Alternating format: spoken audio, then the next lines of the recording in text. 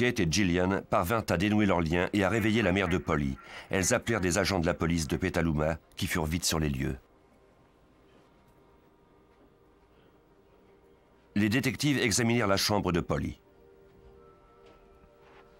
La pièce était en désordre et témoignait du drame qui venait de s'y dérouler. Sur le sol, ils trouvèrent les lanières de vêtements qui avaient servi à ligoter les jeunes filles. Les fils d'une console Nintendo avaient été coupés et la bandoulière d'un sac à main se trouvait par terre parmi des têtes d'oreiller. En apercevant la scène, le détective Mike Meese de la police de Petaluma n'était pas optimiste.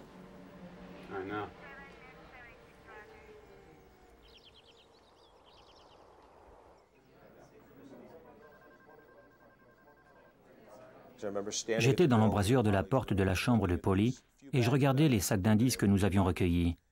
Nous n'avions presque rien. J'ai regardé la moquette et j'ai dit à mon collègue Larry Pelham, « Prenons-la ». Il m'a demandé pourquoi et je lui ai répondu que je ne savais pas vraiment pourquoi, mais qu'il fallait la prendre parce que nous n'avions pas assez d'indices.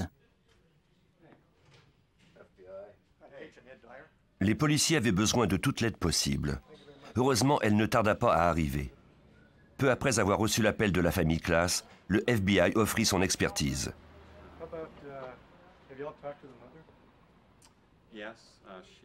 Les agents du FBI arrivèrent à la résidence des Class vers minuit.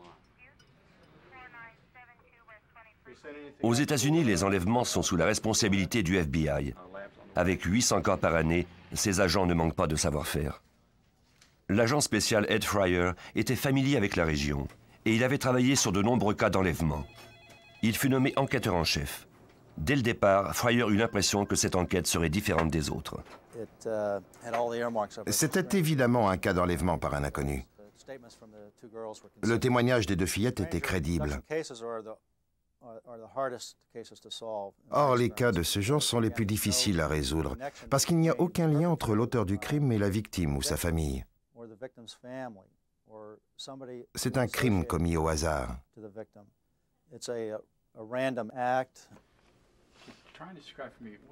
La plupart des enlèvements impliquent des membres d'une même famille en mauvais termes.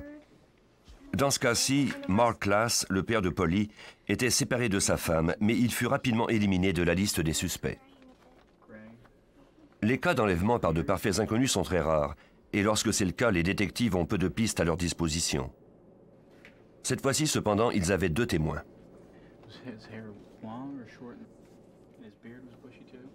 On fit appel à un dessinateur du service de police de San Rafael. Pendant 2 heures, Gillian et Kate décrivirent le visage du ravisseur. Les deux jeunes filles étaient encore en état de choc, mais elles parvinrent à donner une description valable. Au moins, les autorités avaient maintenant une bonne idée de ce dont le ravisseur avait l'air. À 4 heures du matin, Kate et Gillian furent conduites au poste de police.